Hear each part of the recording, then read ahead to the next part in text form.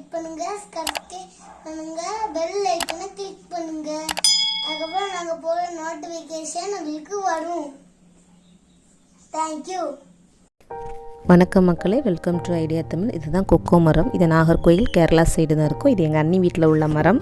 அவங்ககிட்ட ஸ்பெஷலாக அந்த பழம் எனக்கு வேணும். நான் சின்ன வயசில் வந்து எங்கள் பாட்டி ஆஃபீஸ்லலாம் போகும்போது இந்த கொக்கோ பழம் வந்து இருக்கும். நான் எங்கள் அண்ணன் எங்கள் ஃபேமிலியில் உள்ள நாங்கள் சின்ன பிள்ளையில் இருக்கும்போது எல்லாருமே இதை பறித்து சாப்பிட்ருக்கோம். ரொம்ப டேஸ்ட்டாக இருக்கும்.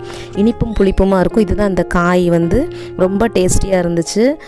இந்த காயை வந்து நம்ம என்ன செய்யணும் அப்படின்னா, நல்லா காய வச்சு எடுத்துக்கணும். ஒரு 2 வீக்ஸ் வந்து காய வைக்கணும். இந்த வீடியோ எல்லாமே டெலீட் ஆயிடுச்சு. என் பையன் வந்து டெலீட் பண்ணிட்டான்.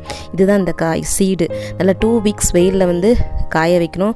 நம்ம ஊரில் 1 வீக்லேயே காஞ்சிருச்சு. அப்படி அடிக்கிற வெயிலில் இந்த சீடை வந்து நம்ம ஸ்மெல் பண்ணி பார்த்தாலே வந்து நல்ல ஒரு சாக்லேட் ஸ்மெல் அடிக்கும். இதை நான் என்ன பண்ணேன்னா, மிக்சியில் போட்டு கிரைண்ட் பண்ணி எடுத்துட்டேன். எடுத்த உடனே இந்த மாதிரி ஒரிஜினல் கொக்கோ பவுடர் கிடச்சிச்சு. இந்த கொக்கோ பவுடரில் தான் சாக்லேட்ஸ், கேக்கு, பேக்கரி ஐட்டம்ஸ்லாம் செய்வாங்க. இது வந்து எனக்கு வந்து நிறைய 2 பழத்தில் நிறைய ஈல்டு கிடச்சிச்சு. ஒரு சின்ன கண்டெய்னர் பாக்ஸில் வந்து நான் வந்து என்ன பண்ணேன் அப்படின்னா அடைச்சி வச்சுருக்கேன். நிறைய இருந்துச்சு. எனக்கு பார்க்கவே ஆச்சரியமாக இருந்துச்சு. இந்த 2 பழத்தில் இவ்வளோ கிடைக்குமா அப்படின்ட்டு. இது ஃபுல்லாகவுமே எனக்கு கிடச்சிச்சு. இதை வச்சு நான் இப்போ வந்து என்ன பண்ணேன்னா சாக்லேட் ஷேக் பண்ணேன். வழக்கம் போல் பாலை வந்து ஃபீஸரில் வச்சு எடுத்துட்டேன்.